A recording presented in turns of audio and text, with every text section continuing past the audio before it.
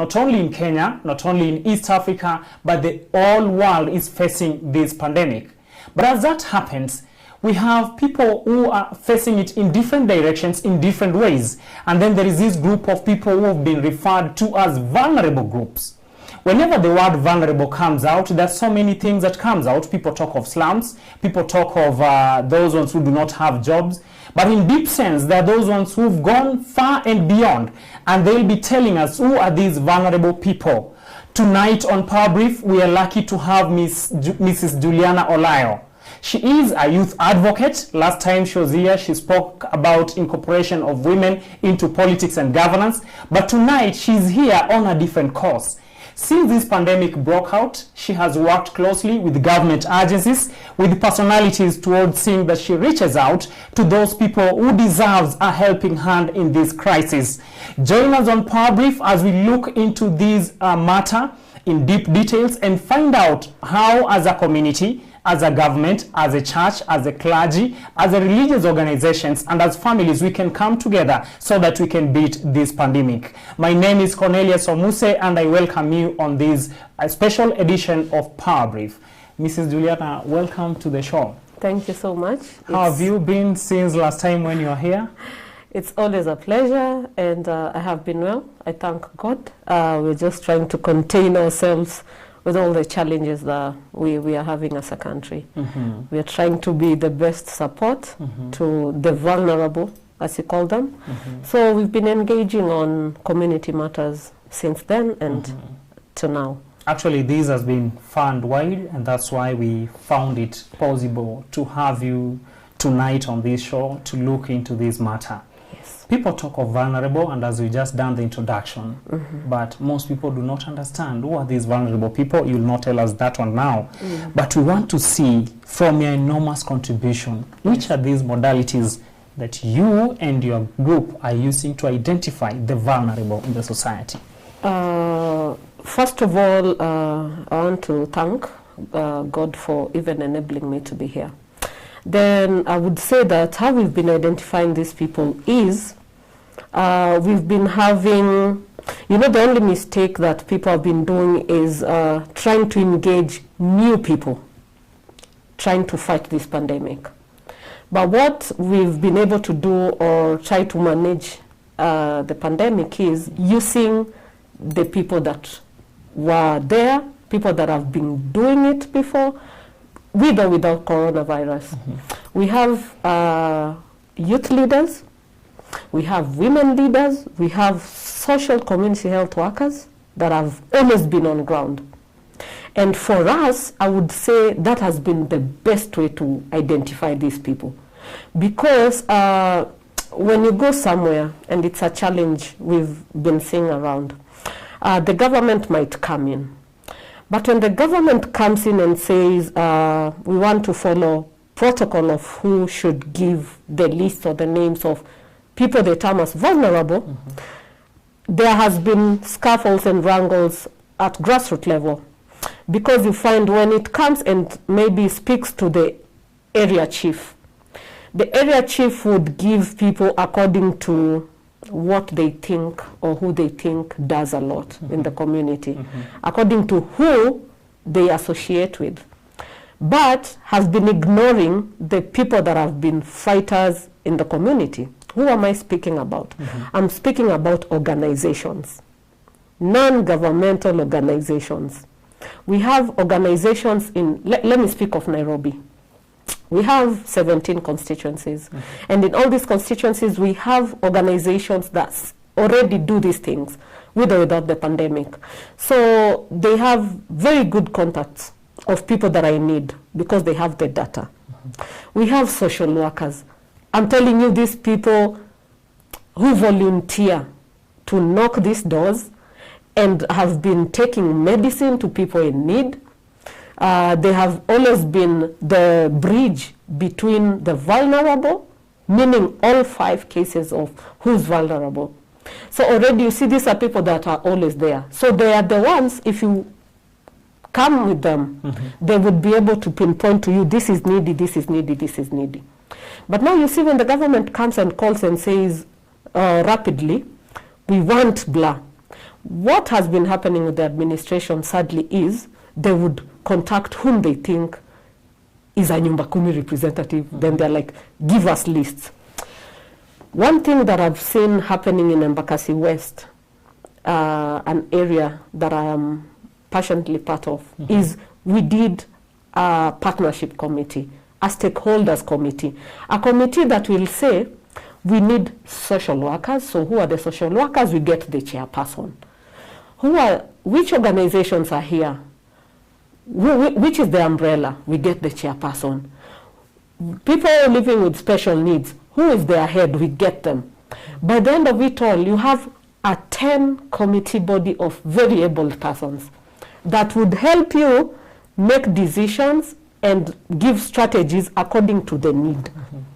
If you have a committee that does not have someone with special needs, we can hear the government has a COVID committee. Where are the youth in that committee? The other day we had Mutahi Kagwe say the youth are 60%, they're the ones who can help us fight this, but just follow up. Do they have youths there? Because that is one thing you realize is happening wrong. Do they have people with special needs in those committees? Do they have every area represented, even if it is smaller steering committees? Because how this helps is this information comes from down here up to up here. That is why things are going wrong, but decisions are made up here. So the kind of decisions they're making up here are not working on the grassroots level. So that is one thing that the government is doing 100% wrong.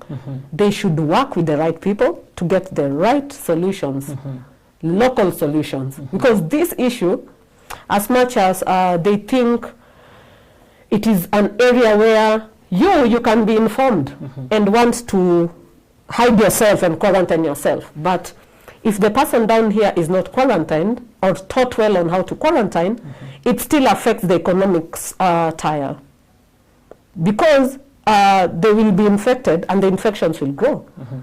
And you, even your own issues, thinking that you're safe and quarantined, it will affect you. So it's a chain reaction that everybody, that's why you can see when people still being arrested in Kayole, drinking. It's not that they are not arrested, it's just that they are not informed. They think they're hiding from the government, not the pandemic. Not the pandemic and what can affect them. Yes. Now, what has placed you and your team ahead of the game to identify that this one deserves, this one deserves? Are you using the past records, the data that you used to have in your community engagements, or what are you using currently? What I can say, we've decided to balance it. Because if we say that we'll use past, it only means we are going to help people that were needy in the past. But remember this pandemic, we have people that lost jobs 3 months ago. We have people that are not in the slum areas, but are needy. The other day we were called to a place that someone had not eaten for 2 days. We went there, it was not a slum. It was a lady who works at a traveling agency. You know what's happening with the agency. They are home. Their bosses called them and told them in their WhatsApp groups, we will call you when you need you. Because surely people are not traveling. Sure. So like that woman is needy. So you understand, what we did is we created a data. We created a data of saying, if you are needy and you are genuine, contact us. The good thing that keeps us ahead of the game is when we are working with social leaders, we are able to verify. Verification becomes easy because if Omuse texts that I am needy and this is the line I'm going to reach, we send the people that are within that area. We ask you, where are you from? Woodley. Yes. Omuse will verify. It is so sad that the other day the government was collecting data for needy people to send stipends and that kind of thing. Omuse, we've realized there are people who own plots of land that are part of those lists. Why? Because we have normalized lack of integrity. Like you know very well you're not needy and you make someone else miss a slot because you have an edge and you know you can somebody access and you know someone. Yeah, so like you say, without verification, I feel it's really unfair. There are people that are needy. Something else. when we only choose to share this information online, we have people that are bedridden. We have people that are diabetic. I'm telling you, I went somewhere, you find someone that has diabetes, when they don't eat, they shake, they get convulsions, they pass out. Nobody is reaching those people. What does the government need to do? To liaise with the people on the ground. Genuine individuals. Yes, so that they can be able to identify someone who doesn't have bundles, someone who doesn't have a phone. A smartphone. Yes. That matter. So like that is an area that we have realized that a lot of people, despite names going to the government of Kenya, like the other day I saw people receiving 2,000 on phone. The needy people are still needy. They're not part of the list. So I feel the government needs to liaise with the right people. Yes. Now, looking at what you've just said about data and wrong people coming on board, you're not the right person to answer this. But somewhere last year, the government embarked on this thing called Huduma number. And it happened, there was problems around it, politics and what have you. So does it mean even that thing has not been put into implementation? Because it could help them. At that time, they were asking an individual to give details. Do you work? Do you own this? Blah, blah, blah, and all those information. I think it wouldn't work. You know, it wouldn't work because, you see, when the government says they would do something, there's a lifespan to it. At that particular moment, as they are collecting data, you might find someone was needy, but a few months later, they're blessed. They're okay. And again, you would find vice versa. So like that information would not work very well per se. I would say it would be a challenge. Another challenge is when they put a span to doing things. The government has almost 10 pending projects that have not been implemented. You see, there's lack of following or follow-ups when it comes to our government. Like they do things out of impulse, but then when guys are looking at something else, the genuinity of doing this other thing shifts. Like right now, Duma is over and done with, and it has not been implemented, and nobody is put account to it. And you know, there are things that used a lot of money to even collect. I would still say the right way was finding the right people to do it, because implementation would work from down here. You know, if you're trying to work from up there, you know, the way you try to explain to someone that there's someone sleeping hungry 3 days in Nairobi. Now take it outside the county. You can see what is happening in Rift Valley. You can see what happened in Kisumu the other day. It is sad. It is really sad. You can look at if the dams were there. We lack genuinity. If the dams were there, these people wouldn't be affected. Right now we have people that are needy with pandemic, of coronavirus, and also the floods. So that is double tragedy. You don't have a shelter because workstations. But one thing or one group I would love to recommend or commend, well-wishers. We have well-wishers in Kenya. I want to advise them not to get tired. Actually, they're the ones that are doing this thing continuously. They're the ones supporting us to do this thing. Because you find their well-wishers that are very genuine, very, very genuine. There are companies, and also one thing that is making it so easy to work in Embakasi West is we are able to identify industries that within the area, they are offering great support. But now, one thing I would advise the government to do is, you see, there are already people doing it. Why can't they come together, identify these people that are doing it, and have it like a teamwork? Instead of starting things afresh the way they are doing. It's taking more time, and someone is struggling, sleeping hungry. Someone is dying even. Yes, people are dying. Like right now, we have people that cannot move, cannot go to hospitals, so like it's an extended problem. People have families in the hospital, people have, I'm telling you, with the curfews, the day becomes a bit shorter. So it becomes very short. Very short. So someone says, I get it from hand to mouth, like the hours have become a bit short. Again, a lot of companies closed down, so the government should be able to do something better. One sad thing is this: as a government, it's a shame that as we are also trying to look for help from well-wishers, the government is also asking for help. Why? Why can't we, for a change, behave like like people that are informed and have these food banks ready? How do we beg at the same time? Like we are begging, the government is begging. Like, why can't we have these things ready? Why can't every constituency have an emergency kitty? And we hear the government has an emergency kitty, but what does it do? People are sleeping hungry. That's what Gatundu South MP Moses Kuria questioned yesterday. He talked of the 6 billion that came from World Bank and the supplementary budget of 4.5 billion. You remember what almost happened at Kenyatta University Isolation Center, where this person was about to commit suicide. So someone was questioning, where are those money going to if someone is asked to pay for themselves?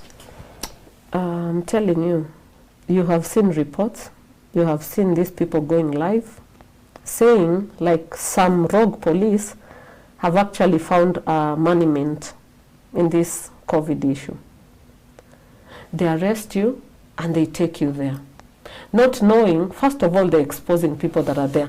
And you see, if every department does not watch what is happening, if the police boss is not watching what is happening down here, you're in quarantine for 21 days, right? Someone is arrested today. We have seen those people going live. Someone is arrested today and brought in your cube. And you are clearing your quarantine period. So that person adds your number. Yes, they're exposing these people. Then, the saddest thing is like that, the guys that were speaking yesterday, wanting to commit suicide. Like they don't have people outside here. So like they are being exposed to this and they're being told, you are through with your quarantine, but you can't go anywhere. You can't go anywhere and until you clear 58,000. Whereas this person, when they were arrested, one of them was speaking to us confidentially. And what he told us was sad. This day they arrest you. They don't even know where your children are. They don't care. One thing I would say that would be a pandemic, after the pandemic, depression. People are inside there. What do they have? They have medics. They are saying they're waiting for testing. You've been put there. You have your own issues. They are not engaging counselors. Counselors, that's why I'm talking of stakeholders. Counselors should be able to be talking to these people inside there. Just to tell them, hey, this will end. You know, someone to give you hope. If those people killed themselves yesterday, it would be a shame, a global shame. Because this person already is going through all that, their families and everything. Like one was saying that he doesn't even work. He was arrested at night and he's been put there. Telling him to get 58,000, it's like telling him that you'd rather kill him inside there. Hannah. Yeah, so like the government needs to do it a bit different and consider these are family men and women we need later. It is not their fault that corona came. So like they should be protected.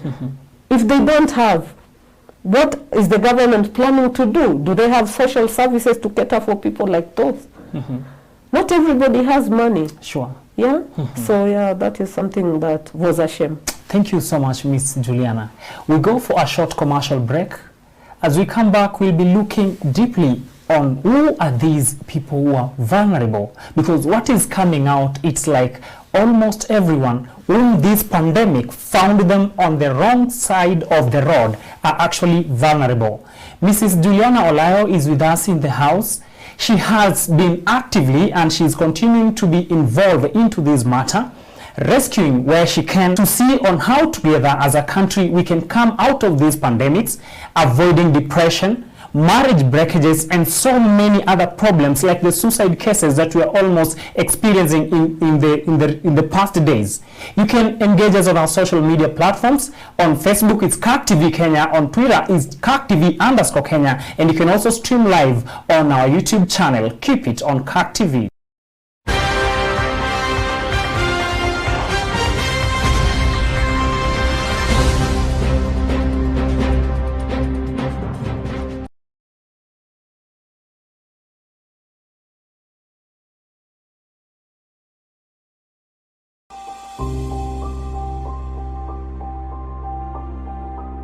Coronavirus COVID-19 is a respiratory virus spreading across the world.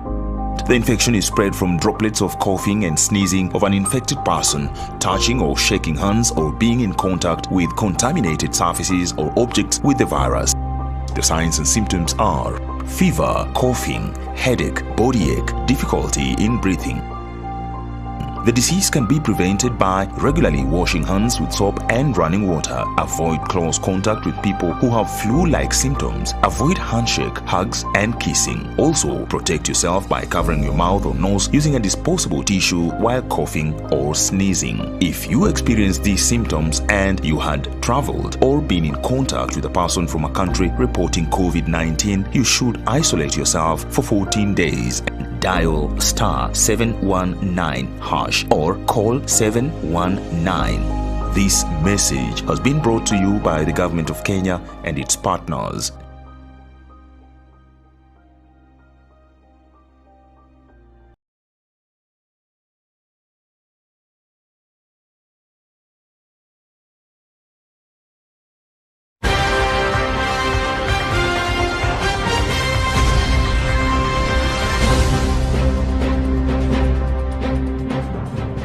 Welcome back, and thank you so much for keeping in on CAC TV, that is on Power Brief.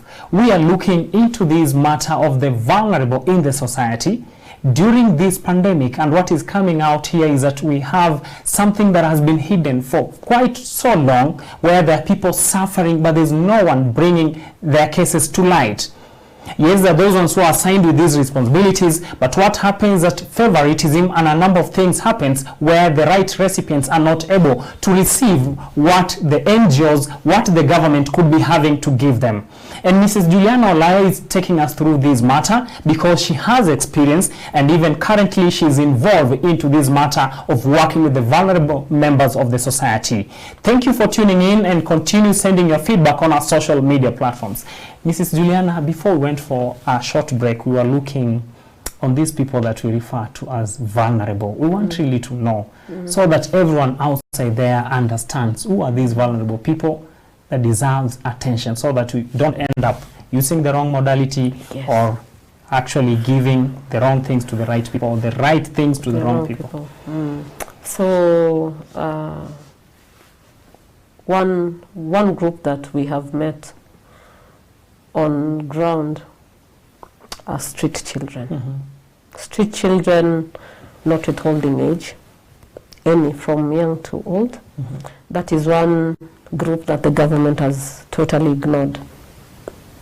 And without them being safe, because they are in the town center, it's also a bit dangerous. Secondly, we have seen youth. Youth are never taken seriously in this country at all. One disadvantage about the youth is when all this good is coming, women are sorted. Like you'll see, if a mheshimiwa comes and wants to give women, you understand? And remember, we have young people that are in family setups. Someone who's 25 and is already a family man. By youth, I mean both genders. We have women that are single, but they're at the age of 21 and they run their smaller households. But when it comes to these listings, when the government comes in, I would say the boy child is more exposed. Because first of all, they are smaller heads of their families, and you know how the youth in this country hustle. they get their means from hand to mouth. So like all the avenues right now are closed because some are touts, some work as wanabeba mzigo in town, like all the areas have been affected because they're the ones who are given these jobs from Jengo because they have the power. So like they are basically all their doors are closed. But like when you go to the estates, back to the grassroots levels, when help is being headed for, the criteria is, wapi wale wa mama wanahitaji? Where are the people with special needs? Where? But then, where are the youth and their children? Where are the youth and their families? Where are the young people when it comes to listings? The other day, when people made noise, when Mutahi Kagwe spoke and said, now it is the youth that is going to save us. Because this pandemic is hitting older people more. That is when they realize. You stepped up actually. Yes. Exactly. Whatever. Then they are saying we shall give a few numbers of jobs to these people. When it comes to youth is when they have to work for getting service. Like, what of those that will not get these opportunities? Because youth are very many. Criteria that will be used. How secure? Already as we speak, we are hearing there are youths that are giving us information that people are still asking for money from them. So like you see, if you're a youth and again your disadvantage is poverty, you miss in the list. So like the youths, I would say they are vulnerable and they are in need. But right now, I don't know how the government is supposed to. They don't want to engage to youth leaders, like even right now and everything that is going on. They would not approach us for people that have been part of this youth change for a long time, simply because maybe they feel we would expose what they are doing, because we don't want to be part of all that drama.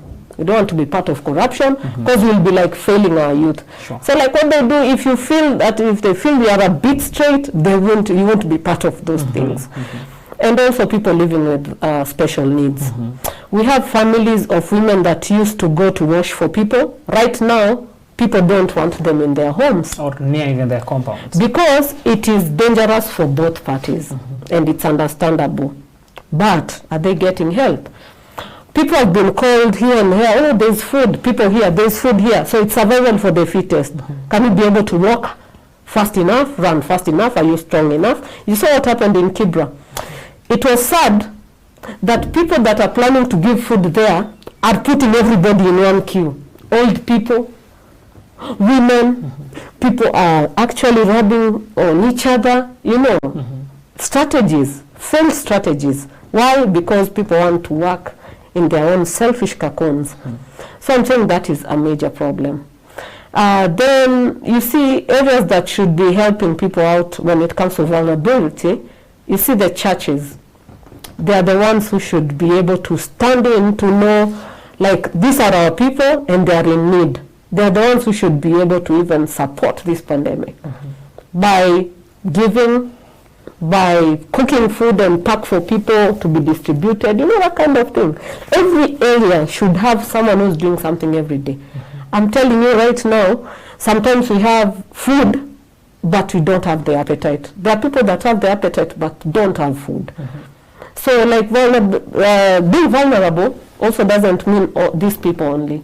As I mentioned, we have people that were working, right now not working, and their families need to feed. Collect everybody's name and do your verification. Get the right people.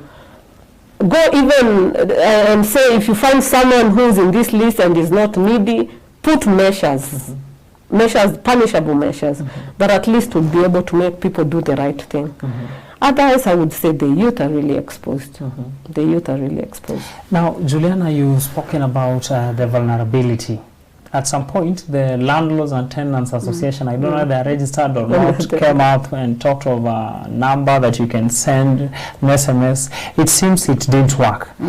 Now, from your initiatives and what you think should be done, what is the most urgent need of these vulnerable people? Urgent need, what do these people really require to help them move to another To be level? sincere. what people need, because right now they are not in movement motion. And also trying to, the government cannot have their cake and eat it. Sure. If you tell people stay home, what measures are you doing to keep them home? So one thing I'd speak about is food distribution. Food distribution, because I have been receiving inboxes and calls of people saying, kwa saa hii tunaomba kazi hata kama ni kidogo. Hakuna kazi. Okay? So since you can't employ someone who's lost a job, find ways of trying to feed them.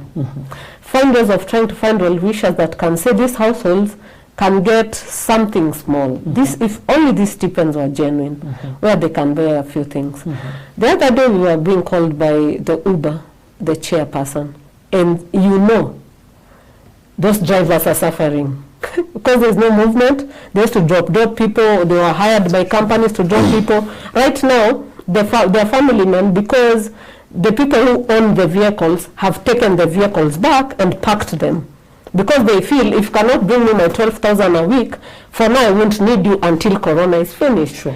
But the owner of this person, I cannot wait. And you see, it's not that they are lazy, it's because at the moment, it is the pandemic that has done this to them. So food distribution is key, because the government cannot employ anybody now.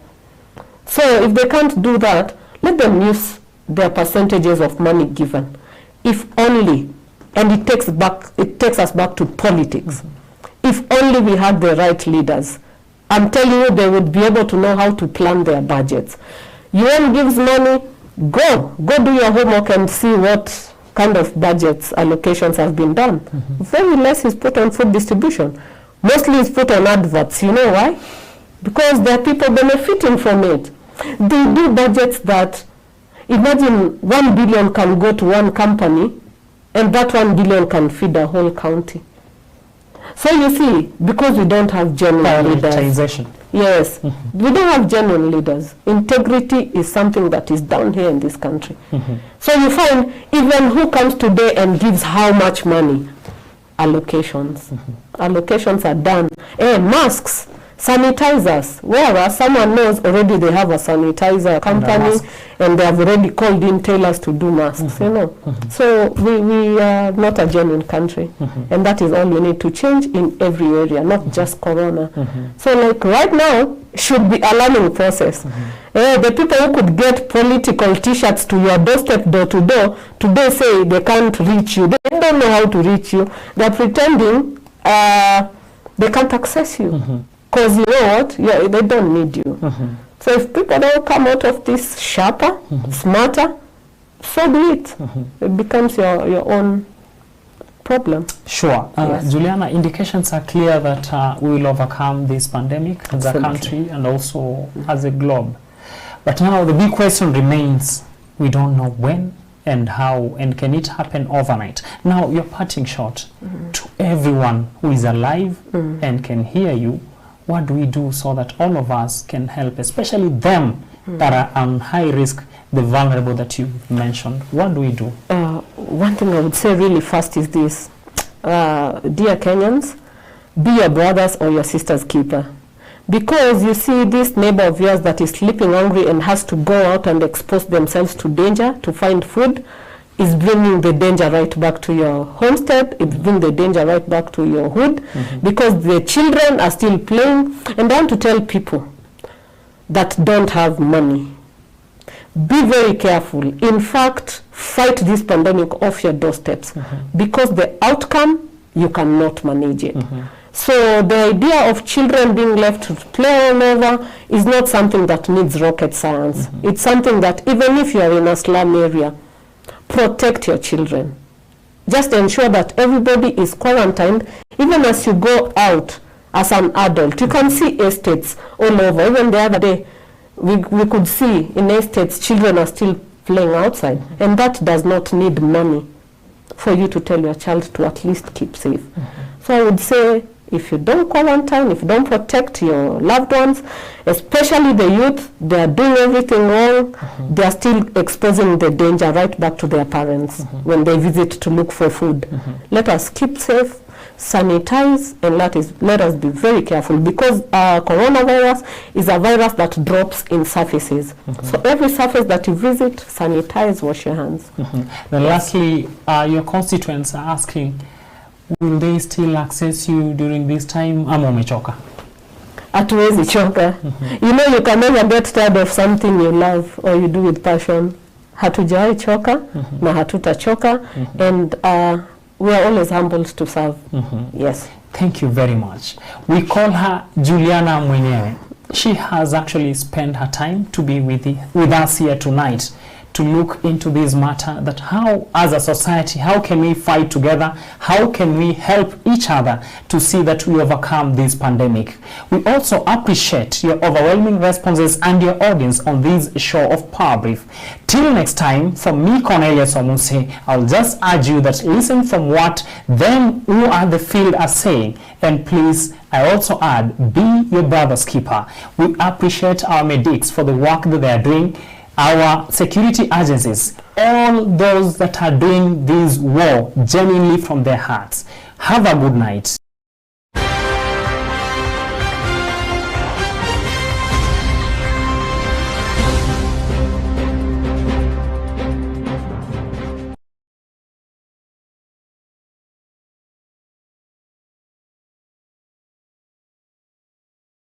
Losing a beloved one can be one of the